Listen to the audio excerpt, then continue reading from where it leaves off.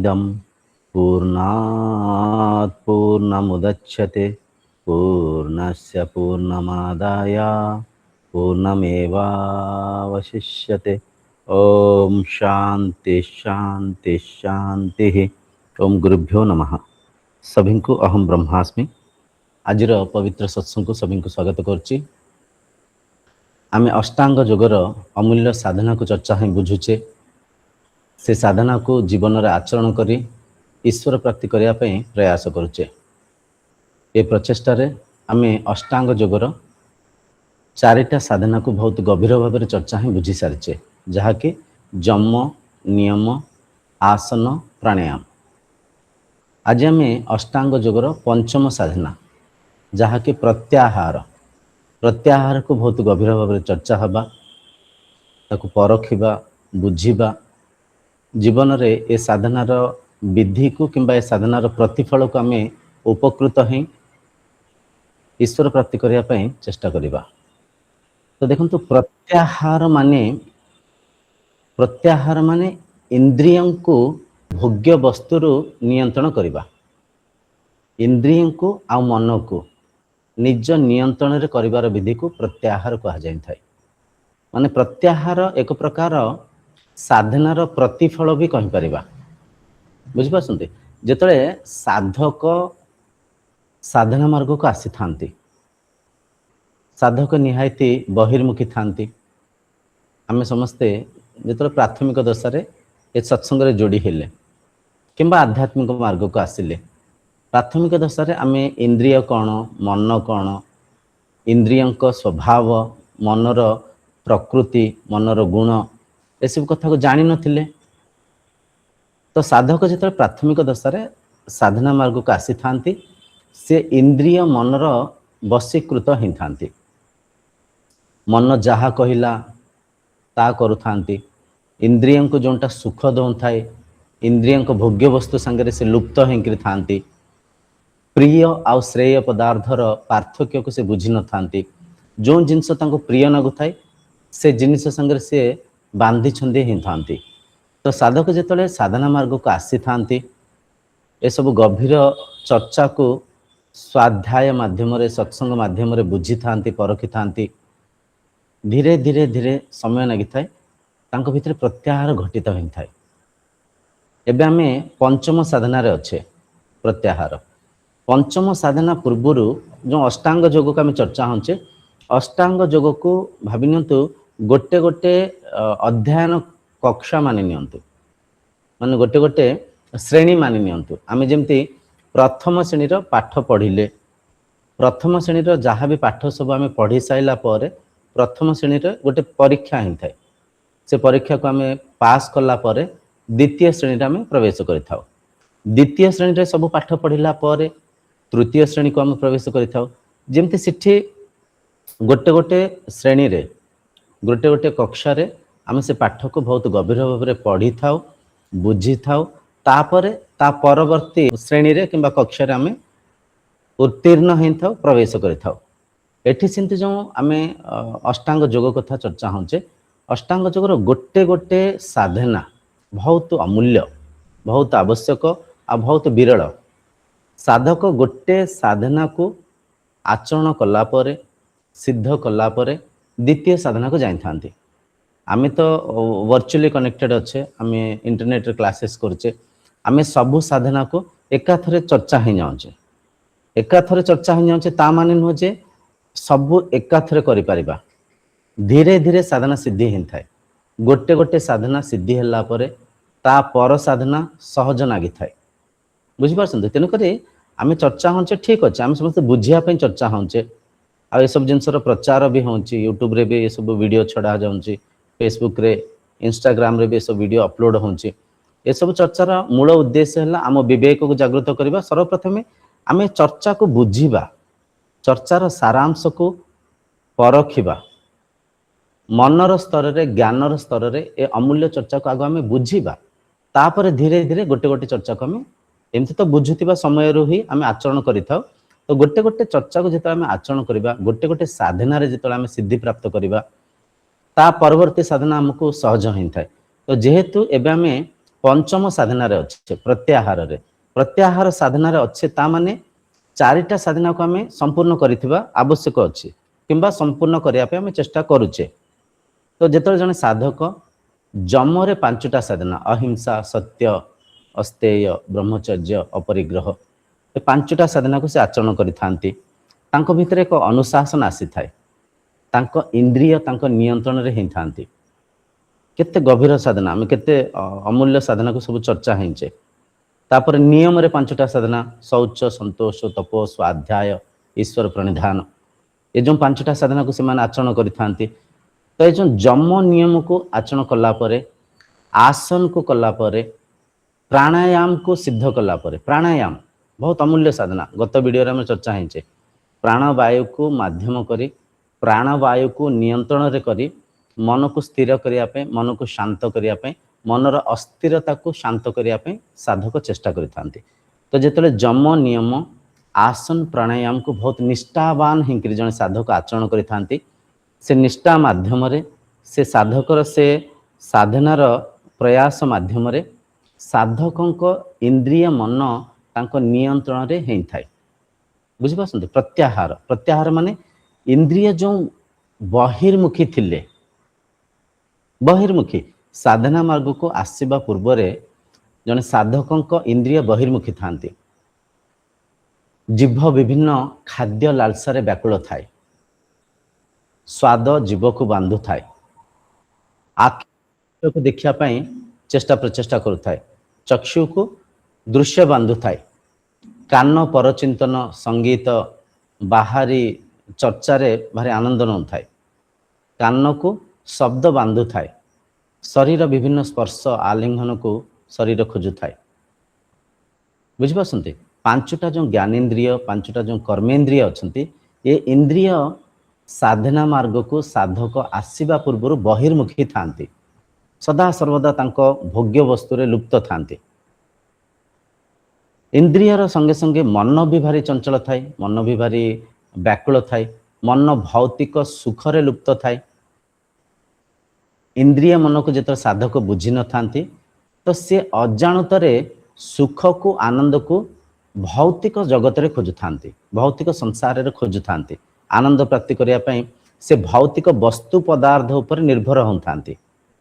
बुझी पासंती किछि पद पदवी माध्यम रे किछि धन संपत्ति प्राप्त करबा माध्यम रे खाद्यर सुख दृश्यर सुख श्रवणानुभूतिर सुख स्पर्शानुभूतिर सुख किछि क्रिया करिकिरी किछि बाहरे योजना करिकिरी बाहरु से शांति को आनंद को प्राप्त करिया पे साधक अजाणतारे करुथांती।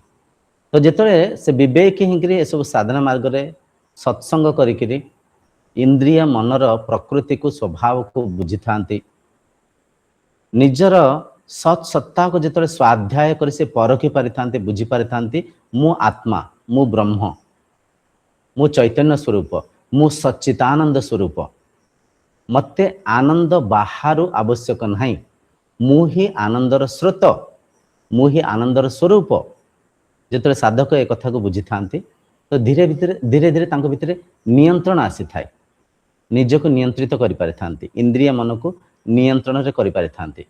आमे विभिन्न कथा को बहुत गभीर भाव रे चर्चा ही बुझीचे आमे ए कथा को परखिचे जेतले जने शरीर जने साधक निद्रा अवस्था रे थांती गाढ़ निद्रा अवस्था रे मन जेतले मौन हो जाय थाए मन जेतले स्थिर हो जाय थाए मन जेतले शांत हो जाय थाए से स्थिति को जदि आमे परखिबा भारी शांति रे भारी आनंद रे आमे थाओ निद्रा अवस्था को आनंदमय कोश कह जायछि। तो जेतले साधक ए सब कथा को परखि थांते ना सत्य कथा आनंद प्राप्ति करिया पई सुख प्राप्ति करिया पई भौतिक कार्य भौतिक योजना करिया आवश्यक नहीं आनंदर स्रोत मु निजे मु जेतले मो स्वरूप रे रहूची से समय रे मु आनंद स्थिति रे रहूची मो ब्रह्म स्थिति रे मो स्वच्छ स्थिति रे जेतले मु रहूची मु सहज आनंद को सरल भाव रे नै पारुची जेतले मु मो स्थिति रू ऊर्ध्व को जाउची मु जेतले मन संगे रे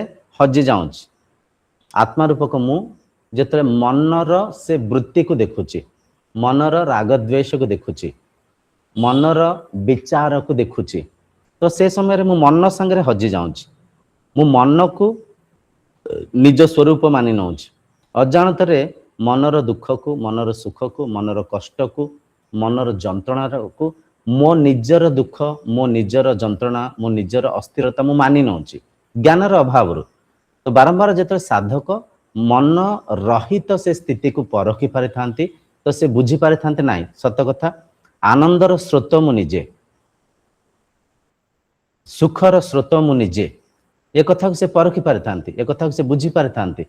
ଯେତେବେଳେ ନିଜର ଆନ୍ତରିକ, ନିଜର ବ୍ରହ୍ମ ସ୍ଥିତିକୁ, ନିଜର ସ୍ୱଚ୍ଛ ସ୍ଥିତିକୁ ପରଖି ପାରିଥାନ୍ତି, ନିଜର ଆନନ୍ଦମୟ କୋଷକୁ ଯିଏ ସାଧକ ପରଖି ପାରିଥାନ୍ତି, ତ ସିଏ ଆନନ୍ଦକୁ ଭୌତିକ ଜଗତରେ ଖୋଜି ନଥାନ୍ତି, ବାହାରେ ଖୋଜି ନଥାନ୍ତି। ତ ସେ ସ୍ଥିତିରେ କ'ଣ ହୁଏ, ସେ ଧୀରେ ଧୀରେ ଇନ୍ଦ୍ରିୟଙ୍କୁ ନିଗ୍ରହ କରିଥାନ୍ତି।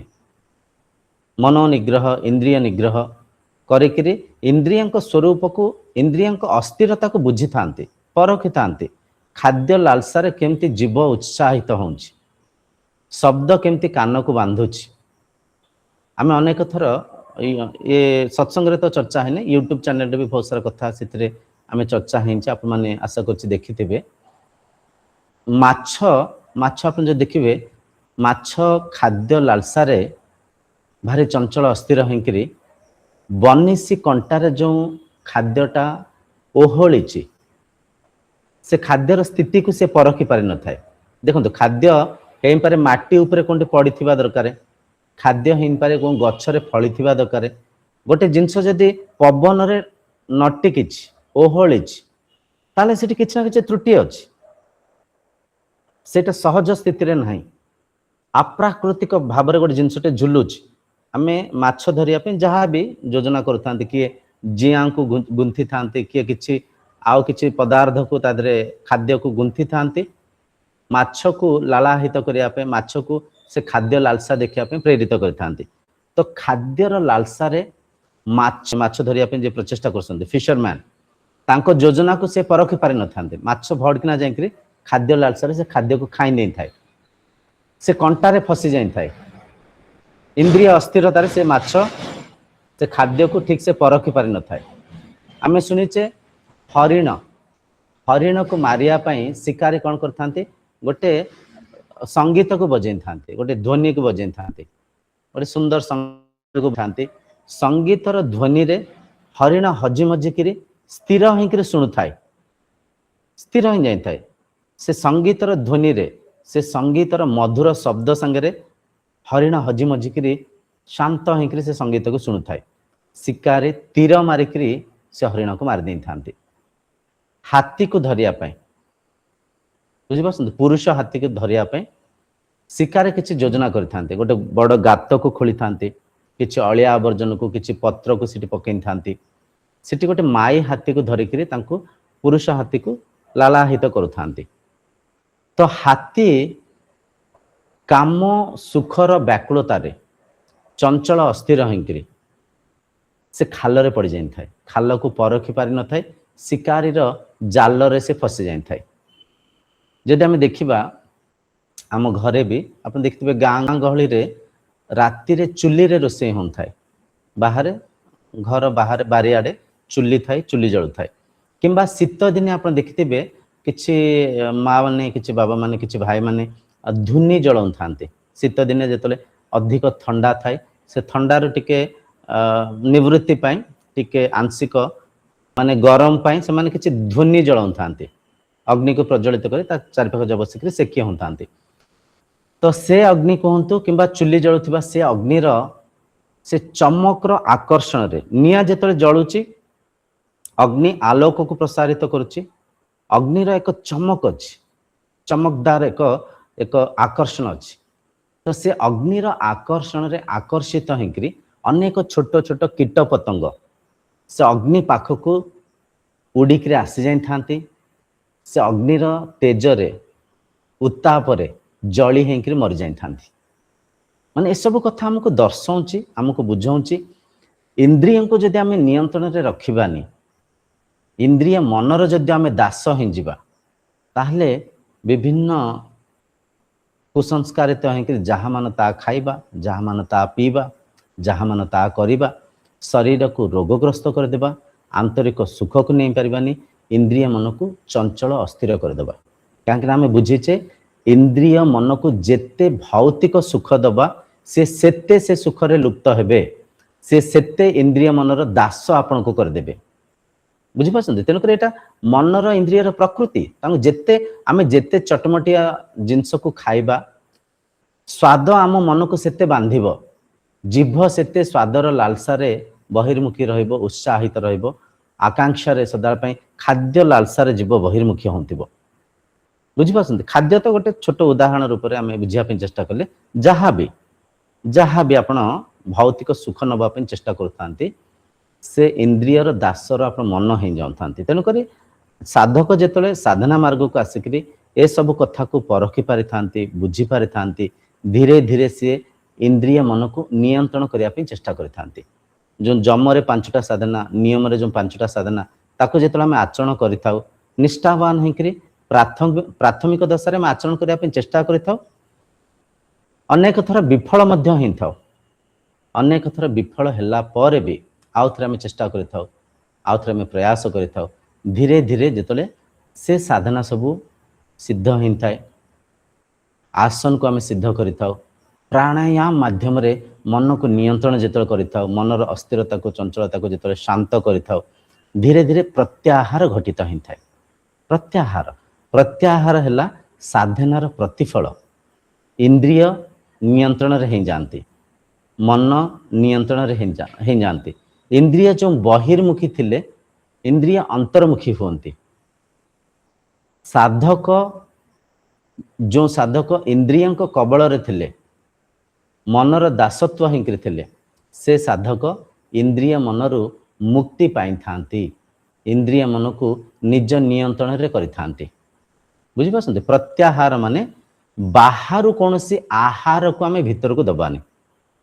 ये देखंतु भोजन 3 प्रकार भोजन आम ग्रहण करचे। आहार जो आम कहचे आहार को 3 प्रकार आहार को आम ग्रहण करूँ। प्रथम है स्थूल भोजन। स्थूल भोजन कौन? आम जो खाद्य खाऊ था, भात डाली संतुला किंबा फल पनीपरिया शाग मुग जहाँ भी आम दैनंदिन जीवन में जहाँ भी भोजन को आम खाऊ था स्थूल भोजन आहार, से आहार है प्रथम भोजन, प्रथम आहार। द्वितीय आहार है इंद्रियंक भोजन। इंद्रियंक भोजन कौन? आम किसी दृश्य को देखुचे, दृश्य को देखुचे माने कौन? चक्षु माध्यम रे भौतिक ज्ञान को ग्रहण करुचे। उदाहरण स्वरूप बुझंतु, आप सत्संग को देखुसंती टीवी माध्यम रे, मोबाइल माध्यम रे, सिस्टम कंप्यूटर माध्यम रे, जेकोसी यांत्रिक वस्तु माध्यम रे आपण ए सत्संग को देखुसंती। देखुसंती माने कौन? ये दृश्य माध्यम रे चक्षुन्द्रिय किछि ज्ञान को ग्रहण करुछि। चक्षु माध्यम रे देखुसंती, कर्णेन्द्रिय माध्यम रे शुणुसंती, रूप रंग को देखुसंती।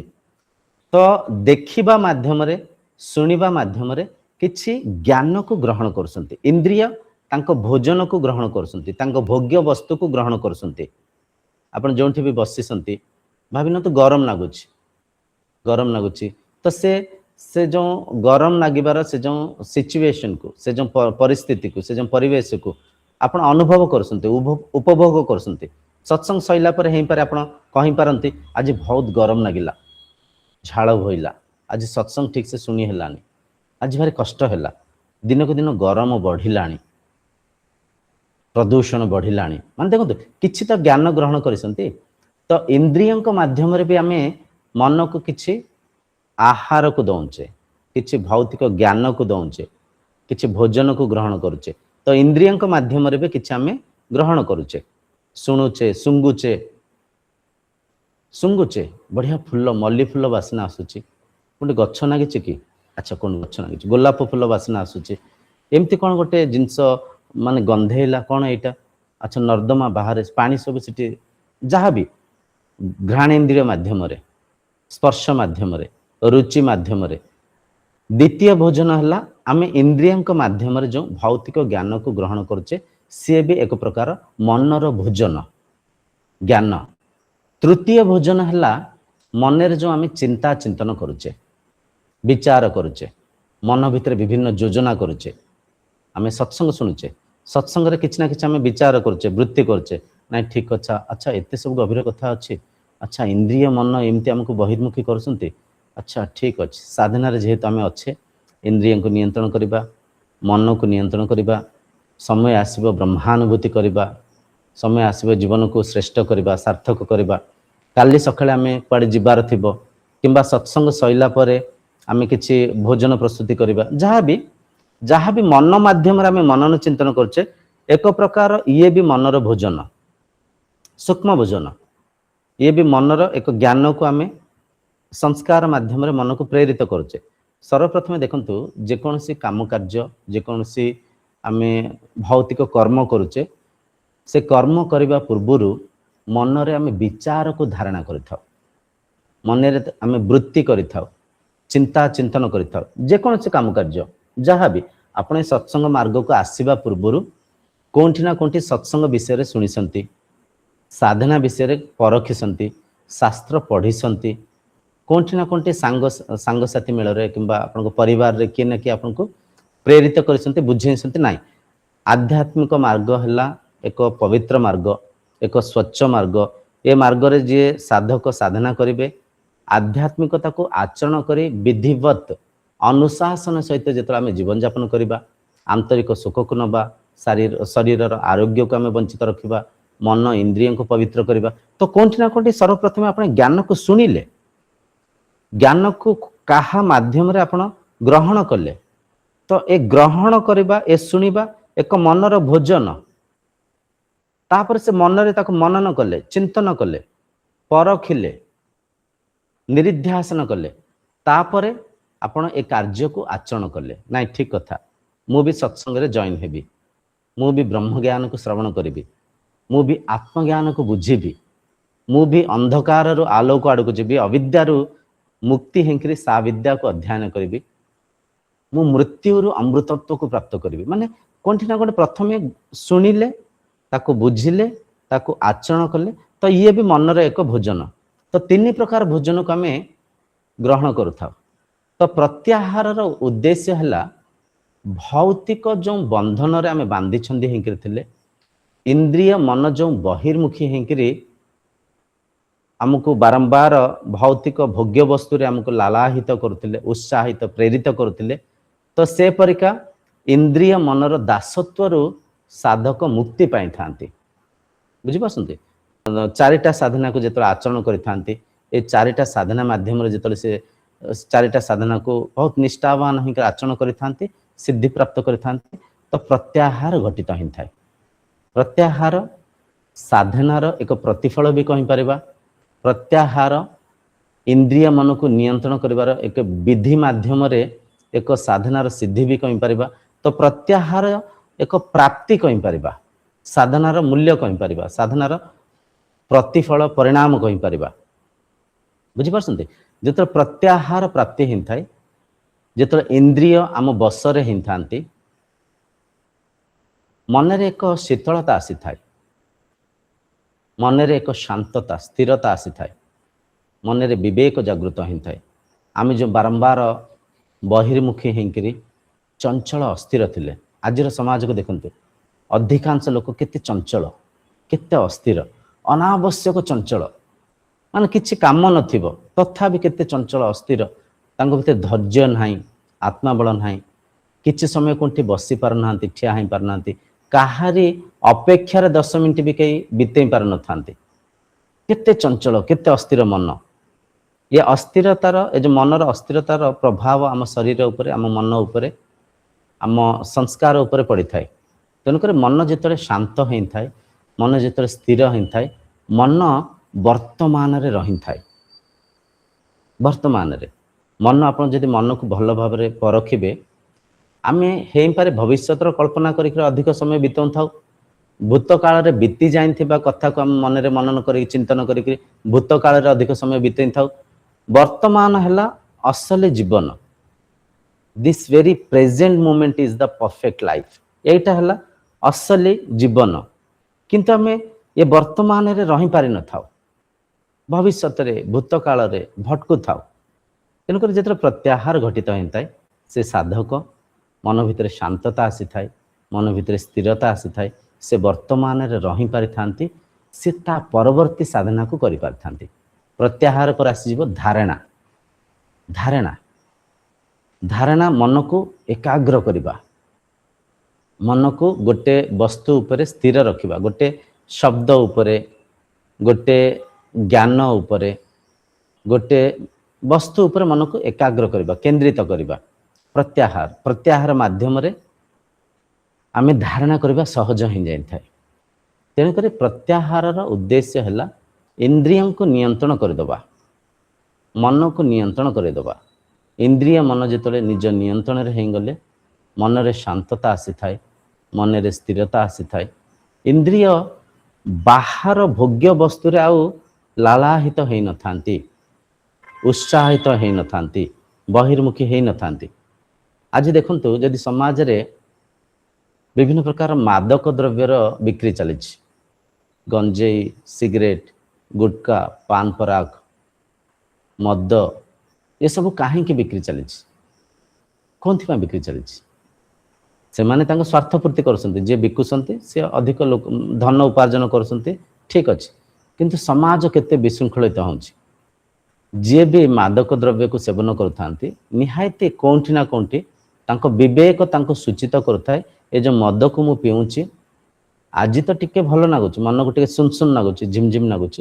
किंतु आ प्रभाव मो शरीर ऊपर बहुत पड़ुची मो मन को चंचल अस्थिर करुची मो चरित्र को दूषित करुची से जानी थांते अधिकांश लोक आपण देखिबे नुचिकिरी पिउ थांते ग्लास रे ढाल देले नुचिकिरी टिके पीन देले बुझी पासंती कान गुटका बिक्री चली सिगरेट बिक्री चली तो इंद्रिय मनर स्वभाव स्वरूप को आमे न बुझी परिबारु संसार रे अनेक लोक जे लोभी लोक जे तमोगुणी लोक तांको जाल रे आमे फसी जाउचे विभिन्न मादक द्रव्य को सेवन करुचे स्ट्रीट फूड केते कोन बिक्री होउची सब रोड करे रे छाणुसंती से तेल को बारंबार से तेल रे विभिन्न प्रकार जिंस को छाणुसंती से तेल जेंते पोडी हेकरी पूरा कळा हे जाउची सेतरे से माने छाणी चलीसंती आडू साडू जिंस अनहेल्दी जिंस को तादरे पकाउसंती आमे बुझी पारने खाई नउचे बुझी पारने कोन कोन हमको देखा जाउनी छाणुथिबा से जिंस देखा जाउची ता भीतर कोन सब राग मसला सब पड़ीची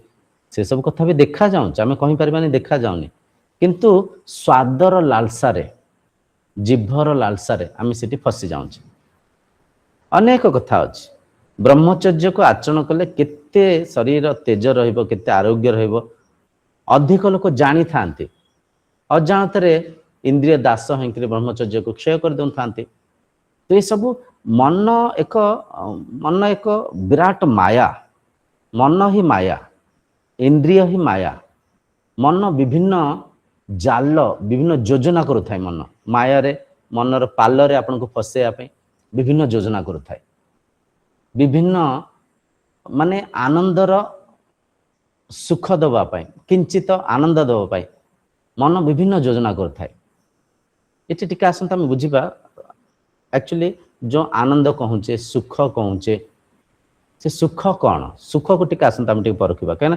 प्रत्याहार क्लास बहुत इंपोर्टेंट क्लास प्रत्याहार को जदि बुझी पारिबे प्रत्याहार जदि आपण धारणा करि पारिबे तो ए प्रत्याहार साधना आगामी साधना रे बहुत सहायकारी हबो देखंत आमे खुशी को बाहर खोजुचे जो शरीर साधना रथ नथिबे जो शरीर सत्संग करू नथिबे जो शरीर शास्त्र अध्ययन करि नथिबे शास्त्र माने तत्व शास्त्र से मानको जदि हम जाइकरी पचारिबा कैजुअली भाबिन तो गोटे आजिर युवपीढ़ी किछि युवपीढ़ी अछन्ते तांको बसेले तांको पचारले कहले सुख कोन शांतिर डेफिनेशन कोन किंबा सुखर डेफिनेशन शांति छाड़त सुख सुखर डेफिनेशन कौन सुख को आपण केमती व्याख्या करेंगे निहायते से माने कहबे किछि खाइबा किछि देखिबा किछि करिबा सुंघिबा कुआडे जिबा ये हला सुख सुख पई ट्रैवल करिबा सुख पई खाद्य खाइबा सुख पई एटा करिबा सेटा करिबा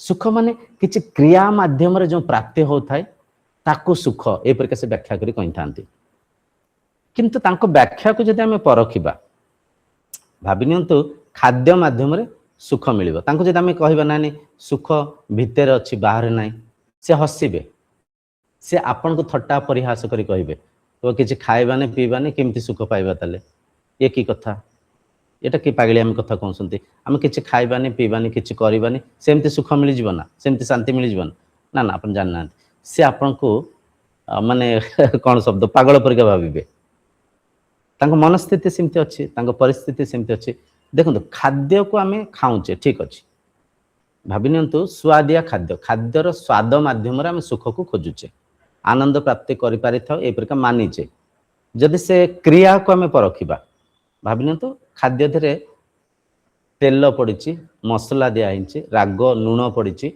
रुचि मसला विभिन्न प्रकार मसला जहाँ भी ससेस अच्छी सब सस सरिका दिया बढ़िया से गोटे भल स्वादिया व्यंजन तैयारी ताकू जो आम खाऊचे जिभर स्पर्श जो से खाद्य आसूची से संदर्भ को परखंतु जिभ सांगे से खाद्य स्पर्श है जिभ को राग है जीव को खट्टा नागिला पिता नागिला ये सब कौन किछि संवेदना जागृत हो जीव सांगे जो से खाद्य जोड़ी है जीव किछि न्यूरो एक्टिविटीज कला किछि इलेक्ट्रॉनिक वेव्स को मन को पठेला माइंड को सिग्नल देला तो मन रे किछि संवेदना जागृत हैला से स्वाद माध्यम रे मन रे किछि संवेदना जागृत हैला मन को एक स्थिति को पलैला से स्वाद माध्यम रे मन एक स्थिति को पलैला मन रे एक संवेदना जागृत हैला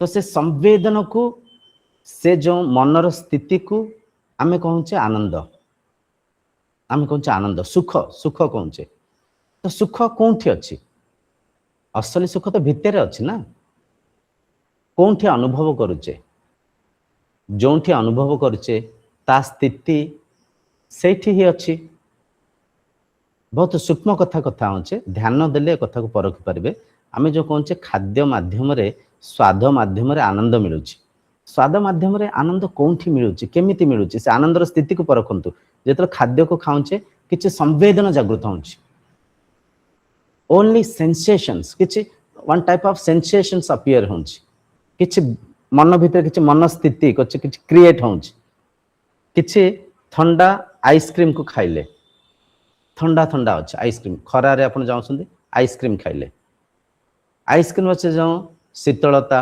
ठंडा ता भीतर जो फ्रेग्रेन्स दिखाई ता भीतर जो एसेंस दिखाई जो मीठा स्वाद आ माध्यम रे मन रे एक संवेदन जागृत है संवेदन से संवेदन को हमें सुख कहूँ मन रे स्थिरता आसीगला खाद्य सांगे जो मन एक ही जाऊँगी मनर जो विचार मनर जो वृत्ति शांत ही जाऊँगी स्थिर ही जाऊँगी मन से प्रेजेंट मोमेंट को आसी जाऊँगी वर्तमान स्थिति को आसी जाऊँगी मनर जो विचार थिला मनर जो विकार थिला मन जो विचार माने विचार जाल रे हजिमजिकी थिला किंचित समय पई मन से स्थिति रे रहूँगी आहा हा केते बढ़िया डालमा हिंची केते बढ़िया पनीर तरकारी हिंची माने कौन से स्वाद संगे से प्रेजेंट मोमेंट रे मन किछि समय इंद्रिय संगे एकाग्रता आसीगला मन रे किछि संवेदना जागृत हैला जहाँ को आमे कहूचे आनंद कहूचे सुखर नाम देइचे गोटे सुंदर दृश्य को देखुसंती फूल बगीचा हिंची एप्पल फळीची बढ़िया प्रजापति उडुसंती एक सुंदर दृश्य को देखुसंती से मनोहर दृश्य को देखिकिरी स्थिर होइकरी ठियाई जाइसंती स्थिर होइकरी ठियाई जाइसंती से दृश्यर आनंद से दृश्य माध्यम रे मन रे स्थिरता आसीची मन रे शीतलता आसीची बुझी पासंते जहाँ को आमे कहूचे आनंद जहाँ को आमे कहूचे खुशी कहूचे आमे कहूचे आनंद नागुची प्लेजर आमे कहूचे खुशी नागुची खुशी माने कौन स्थिति को परखंतु अच्छा ए कथा को आउ टिके गभीर भाव में बुझीबा आउ टिके गभीर भाव में भाबि नियंतु गोटे होटल अच्छी से होटल रे जन मालिक अच्छा सी वेजिटेबल बिरियानी करुसंती बिरियानी विभिन्न प्रकार फल विभिन्न प्रकार पनीपरिबा तादरे छतु पड़ी थाए तादरे पनीर पड़ी थाए वेजिटेबल बिरियानी से बिरियानी को जे प्रथम थर खाऊसंती तांको भारी खुशी देन थाए भारी आनंद देन थाए भारी आग्रही होकर से खाद्य को से खाऊ थांती भाविन से होटल मालिक भाविन से होटल से बिरियानी को जे प्रस्तुत करुसंती प्रतिदिन जे करुसंती तांकु से खाद्य सेतिकी प्रिय नागुची कि जेतिकी प्रिय प्रथम थर ପାଇଁ जणे खाउसंती नागुनी तांकु सेतिकी प्रिय नागुनी काई प्रिय नागुनी से प्रतिदिन देखुसंती प्रतिदिन से जिंस को तार माने ता बास्ना को नौसंती ता स्वाद को चाखुसंती तो तांको मन भितरे से जो बिरयानी आमे कहूचे से साधारण हो गले जो टिके पूर्व हम दृश्य कहते दृश्य आनंद कहते से जड़े पहाड़िया जगह को न देखि व्यक्ति जिते सहर अंचल जड़े व्यक्ति अच्छा से प्रथम थर पर गोटे गोटे एमिता माने मुग्ध मनोहर जगह को देखुं पहाड़िया अंचल को देखुं काश्मीर जाइंट बुलिया बरफ रे घोड़े ही से पहाड़ को देखुं एप्पल गछ को देखुं गोलाप गोलाप गछ दिए बाड़ दिया जाए ताकू देखुं भारी मुग्ध मनोहर लगुच किंतु से दृश्य से लोक से परिका आनंद दौच कि नॉर्मल लगुच से माने कल्पना करथांते सहर अंचल गले बढ़िया ही विभिन्न प्रकार गाड़ी विभिन्न प्रकार जंत्रपाति कंप्यूटर लिफ्ट बुझिपारछन कार माने सेठी लोक केते आनंद रे अछंती आमे पहाड़ भितर पड़ीचे आमे बरफ भितर सड़ुचे सेठिका लोक से परिका भाबुतांती माने कथार गभीरता को जदि आमे परखिबा जो सुख को आमे परखुचे सुख केवल मनर एक स्थिति मनर एक दशा कहि परिबा आ सुख एक्चुअली भितर अछि बाहर नाही से जिनिस से खाद्य से दृश्य से संगीत संगीत भाबि नियंतु जे प्रथम थर पे गोटे बढ़िया संगीत शुणुंट मेलोडियस सॉन्ग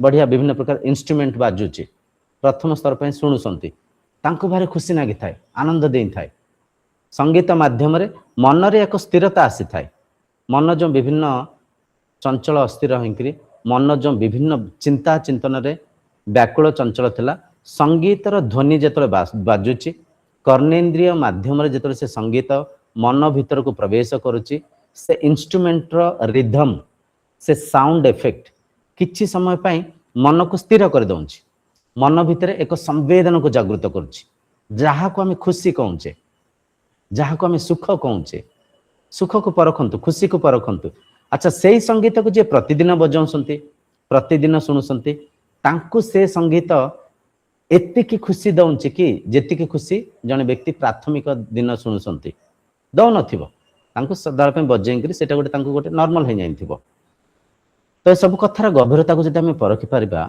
बुझी परिबा सुख एक्चुअली भितर अछि आनंद आम स्वरूप रे अछि आमे जो बहिर्मुखी होकरी सुख प्राप्त करिया पे चेष्टा करछे से सुखर किछि समय अवधि अछि समय अवधि जेतिकी समय खाद्य जीभ संपर्क रे अछि सेतिकी समय स्वादर आनंद को नहीं पारिबा जेतिकी समय संगीत बाजुची केवल सेतिकी समय कर्ण्य को से संगीत लालाहित करिथाए स्पर्श घ्राणानुभूति दृश्यानुभूति ये सीमा सीमित थाए द्वितीय आ गोटे कथा परखंतु ये जो अनुभव ये जो सुख प्राप्ति मन को इंद्रिय को बांधु थाए छंदु थाए एकाग्र चित्र कथा को बुझंतु भाबि नियंतु आपण कोंठी गोटे भोजी रे जाइसंती बढ़िया डालमा हिंची डालमार स्वाद नेले मन रे आउ थरे व्याकुलता आसुथाए सेही परिका डालमा आउ खंटी मिलंता कि सेही परिका संगीत आउ थरे मु सुनंती कि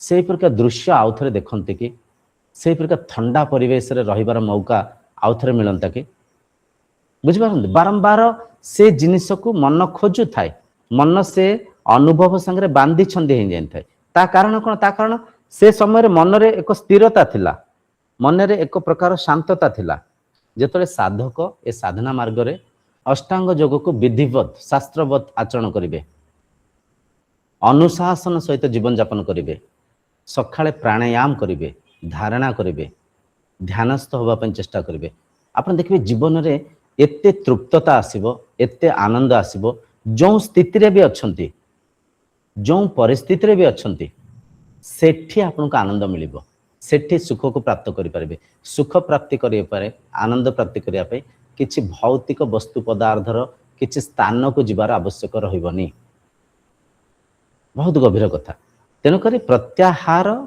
साधनार एक एमितिया सिद्धि प्रत्याहार मनर एक एमितिया ଦଶା ଯେଉଁଠିକି ଇନ୍ଦ୍ରିୟ ମନ ଆମ ନିୟନ୍ତ୍ରଣରେ ହେଇଯାଇଥାନ୍ତି। ଇନ୍ଦ୍ରିୟଙ୍କୁ ମନକୁ ଭୌତିକ ବସ୍ତୁ ପଦାର୍ଥ ଆଉ ଲାଳାହିତ କରୁନଥାଏ, ଉତ୍ସାହିତ କରୁନଥାଏ, ବହିର୍ମୁଖୀ କରୁନଥାଏ। ସାଧକ ଭିତରେ ଶାନ୍ତତା ଆସିଥାଏ, ସାଧକ ଭିତରେ ସ୍ଥିରତା ଆସିଥାଏ। ବୁଝିପାରୁଛନ୍ତି? ତ ସାଧକ ସହଜ ସୁଖକୁ ନେଇ ପାରୁଥାନ୍ତି, ଆନ୍ତରିକ ସୁଖକୁ ନେଇ ପାରୁଥାନ୍ତି। ଆମେ ସଂସାରକୁ ଦେଖିଲେ ଧନୀ ବ୍ୟକ୍ତି ଅଛନ୍ତି, ଅନେକ ବଡ଼ ବଡ଼ ପଦରେ ଥିବା ବ୍ୟକ୍ତି ଅଛନ୍ତି, ତାଙ୍କ ଭିତରେ ଏତେ ଶାନ୍ତି ନଥାଏ, ତାଙ୍କ ଭିତରେ ଏତେ ଆନନ୍ଦ ନଥାଏ, ତାଙ୍କ ଭିତରେ ଚଞ୍ଚଳତା, ଅସ୍ଥିରତା, ଡର, ଭୟ, କିଛି ହରେଇବାର ଭୟ, କିଛି ପାଇବାର ଆଶା ଆକାଂକ୍ଷା।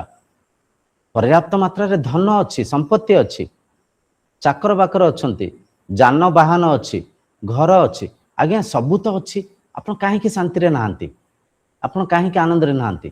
ସେ ବୁଝିପାରିନଥାନ୍ତି, ପରଖି ପାରିନଥାନ୍ତି। ସେ ଆକ୍ଚୁଆଲି ମନ କ'ଣ ଇନ୍ଦ୍ରିୟ କ'ଣ ଜାଣିପାରି ନଥାନ୍ତି। ଅନେକ ବଡ଼ ବଡ଼ ଧନୀମାନେ, ଅନେକ ଭୌତିକ ଜ୍ଞାନୀ ବ୍ୟକ୍ତି ବି ଆଶ୍ରମକୁ ଯାଉଥାନ୍ତି, ସାଧୁ ସଙ୍ଗତି କରିବା ପାଇଁ ଯାଉଥାନ୍ତି, ଆଶ୍ରମରେ ସନ୍ଥ ଦର୍ଶନ କରିବା ପାଇଁ ଯାଉଥାନ୍ତି। ଆଶ୍ରମରେ ଯେଉଁ ସନ୍ଥ ଅଛନ୍ତି, ଯେଉଁ ସାଧୁ ଅଛନ୍ତି, ତାଙ୍କ ପାଖରେ କ'ଣ ବା ଅଛି?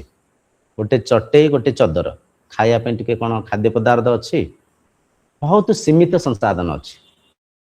ଆପଣଙ୍କ ପାଖରେ ତ ସବୁ କିଛି ଅଛି, କାର, ଗାଡ଼ି, ବଙ୍ଗଳା, ନୌକର ଚାକର ସବୁ କିଛି ଅଛି। ଏତେ ସବୁ ସୁଖ ସୁବିଧାରେ ଥାଇକିରି ଆପଣ ଜଣେ ସାଧୁ ପାଖକୁ କାହିଁକି ଯାଉଛନ୍ତି? ସାଧୁ ପାଖରେ ତ ଏତେ ସବୁ ସୁଖ ସୁବିଧା ନାହିଁ। ବହୁତ ବିବେକ ହିଁ ପରଖିଲେ ବୁଝିପାରିବା, ସାଧୁ ପାଖରେ ଶାସ୍ତ୍ର ଜ୍ଞାନ ଅଛି, ସାଧନା ଜ୍ଞାନ ଅଛି, ଆତ୍ମଜ୍ଞାନ ଅଛି। ସେ ନିଜକୁ ଚିହ୍ନିଛନ୍ତି, ସେ ଇନ୍ଦ୍ରିୟ ମନକୁ ବୁଝିଛନ୍ତି, ପରଖିଛନ୍ତି, ଜାଣିଛନ୍ତି। ସଂସାର ଅନିତ୍ୟ, ସଂସାର ମାୟା, ଇନ୍ଦ୍ରିୟ ମନର ସ୍ୱଭାବ ସ୍ୱରୂପକୁ ସେ ସାଧୁ ଚିହ୍ନିଛନ୍ତି, ଆଉ ବହୁତ ସୁନ୍ଦର ଭାବରେ ସେ ସାଧନାକୁ ଆଚରଣ କରି ଇନ୍ଦ୍ରିୟ ମନକୁ ନିୟନ୍ତ୍ରିତ କରିପାରିଛନ୍ତି, ସହଜ ସୁଖକୁ ନେଉଛନ୍ତି, ସହଜ ଆନନ୍ଦକୁ ନେଉଛନ୍ତି, ପ୍ରକୃତିର ଆନନ୍ଦକୁ ନେଉଛନ୍ତି। ସାଧୁର ଆନନ୍ଦର କାରଣ କିଛି ବାହାରେ ନଥାଏ, ସାଧୁଙ୍କ ସୁଖର ଆଧାର କିଛି ବାହାରେ ନଥାଏ। ନିଜ ହାତରେ ତାଙ୍କ ସୁଖ ଥାଏ, ନିଜ ଉପରେ ନିର୍ଭର ହେଇକରି ସେ ଆନ୍ତରିକ ସୁଖକୁ, ପରମାନନ୍ଦକୁ ନେଉଥାନ୍ତି। ତେଣୁକରି କେବଳ ଭୌତିକ ଜ୍ଞାନ, କେବଳ ଭୌତିକ ବସ୍ତୁ ପଦାର୍ଥକୁ ଆମେ ପ୍ରାପ୍ତ କଲେ ଆନ୍ତରିକ ସୁଖକୁ ନେଇପାରିବାନି, ପରମାନନ୍ଦକୁ ପ୍ରାପ୍ତି କରିପାରିବାନି। ଯେପର୍ଯ୍ୟନ୍ତ ଆମେ ସାଧନା ମାର୍ଗରେ ଇନ୍ଦ୍ରିୟ ମନକୁ ନିୟନ୍ତ୍ରଣ କରିନେ, ଇନ୍ଦ୍ରିୟ ମନର ସ୍ୱଭାବ ସ୍ୱରୂପକୁ ପରଖିନେ, ସେ ପର୍ଯ୍ୟନ୍ତ ଆମେ ଇନ୍ଦ୍ରିୟ ମନର ଦାସ ହେଇକରି ରହିବା।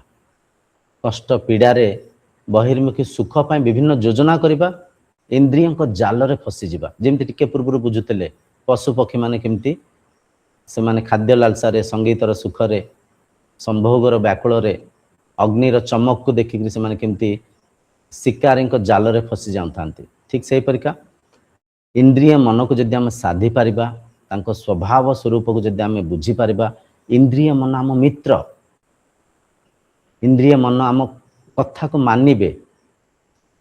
ବୁଝିପାରୁଛନ୍ତି? ଯଦି ଇନ୍ଦ୍ରିୟ ମନର ଦାସ ଆମେ ହେଇଯିବା, ତାହେଲେ ଅଜାଣତରେ ରୋଗଗ୍ରସ୍ତ ହେଇଯିବା, ଚରିତ୍ରକୁ ଦୂଷିତ କରିଦେବା, ପ୍ରଦୂଷିତ କରିଦେବା, ଆନ୍ତରିକ ସୁଖକୁ ନେଇପାରିବାନି। ଆକ୍ଚୁଆଲି ସାଧନା ହେଲା ଏଇଟା, ଏସବୁ ସାଧନା। ଅସଲି ସାଧନା ହେଲା ଇନ୍ଦ୍ରିୟଙ୍କୁ ନିୟନ୍ତ୍ରଣ କରିବା, ମନକୁ ନିୟନ୍ତ୍ରଣ କରିବା। ମୁଁ ଆତ୍ମା, ମୁଁ ବ୍ରହ୍ମ, ମୁଁ ନିତ୍ୟ ପଦାର୍ଥ, ମୁଁ ସଂସାରର ଶରୀରର ଆଧାର, କିନ୍ତୁ ମନର ସ୍ତରରେ ମୁଁ ନିଜକୁ ଦେହ ମାନି ନେଇଛି, ମୁଁ ନିଜକୁ ଶରୀର ମାନି ନେଇଛି। ଯେତେବେଳେ ବି ଇନ୍ଦ୍ରିୟଙ୍କ ମାଧ୍ୟମରେ କିଛି ଭୋଗୁଛି, କିଛି ଅନୁଭବ କରୁଛି, କିଛି ଖାଇଲି, କିଛି ପିଇଲି, କିଛି ଶୁଣିଲି, କିଛି ଦେଖିଲି, କିଛି ଶୁଙ୍ଗିଲି, କିଛି ବାହାରୁ କିଛି ଭୌତିକ ବସ୍ତୁ ପଦାର୍ଥକୁ ଯେତେବେଳେ ମୁଁ ଗ୍ରହଣ କରୁଛି, ସ୍ୱୀକାର କରୁଛି, ତ ସେ ବାହାର ଭୌତିକ ଅନୁଭବ ମାଧ୍ୟମରେ ଆତ୍ମା ରୂପକ ମୁଁ ହଜି ଯାଉଛି। ମୁଁ ଇନ୍ଦ୍ରିୟଙ୍କ ଭୋଗ୍ୟ ବସ୍ତୁକୁ ନିଜ ସ୍ୱରୂପ ମାନି ନେଉଛି। ଯେତେବେଳେ ବି ମନରେ ମନନ ଚିନ୍ତନ କରୁଛି, ମନରେ ଦୁଃଖକୁ, ସୁଖକୁ, ମନର ସମ୍ବେଦନକୁ ମୁଁ ଅନୁଭବ କରୁଛି, ଉପଭୋଗ କରୁଛି, ମନର ସେ ସମ୍ବେଦନ ସାଙ୍ଗରେ ମୁଁ ହଜି ଯାଉଛି, ମଜି ଯାଉଛି। ମନର ସମ୍ବେଦନକୁ ମୁଁ ମାନି ନେଉଛି। ବଞ୍ଚିକି ରହିଲେ ସିନା, ଆରୋଗ୍ୟରେ ରହିଲେ ସିନା ବିଭିନ୍ନ ପଦାର୍ଥକୁ ଖାଇବେ ପିଇବେ। ତ ଡକ୍ଟର କହିଲା ପରେ ବି ତାକୁ ସ୍ୱୀକାର କରିପାରିନଥାନ୍ତି, ତାକୁ ଆଚରଣ କରିପାରିନଥାନ୍ତି। ନା ଖାଇବାନି ନା ପିଇବାନି କେମିତି, ତାହେଲେ ଆମେ କେମିତି ବଞ୍ଚିବା? ଜୀବନ କ'ଣ ଯଦି ନ ଖାଇବା ନ ପିଇବା, ତାହେଲେ ଜୀବନରେ କିଛି ଆନନ୍ଦ ରହିବନି। ତାଙ୍କ ମନ ଭାରି ଭାଙ୍ଗି ପଡ଼ିଥାଏ, ତାଙ୍କ ମନ ଭାରି ଝାଉଁଳି ପଡ଼ିଥାଏ।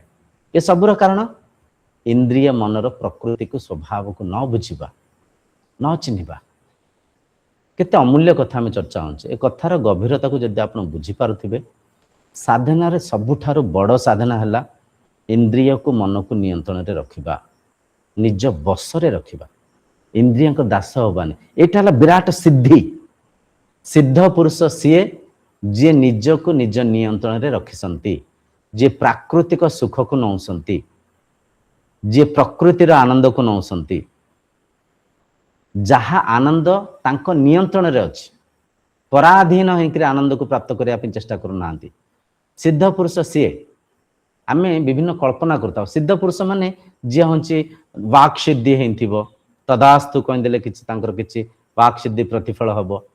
କିଏ ପାଣି ଉପରେ ଚାଲିଲେ, କିଏ ନିଆଁ ଉପରେ ଚାଲିଲେ, କିଏ ପାଟିରେ କର୍ପୂରକୁ ଥୁଇଁକରି ଜଳେଇ ଦେଲେ, ସିଏ ସିଦ୍ଧ ପୁରୁଷ। ଆମେ ମନ୍ତ୍ର ଯନ୍ତ୍ର କିଛି ସୁପରଷ୍ଟିସନ୍ସକୁ ଦେଖିକିରି, କିଛି अलौकिक दिव्य कथा को देखिए आम भाई सिद्ध पुरुष माने से किसी मंत्र करदे, से किसी बर देदेवे।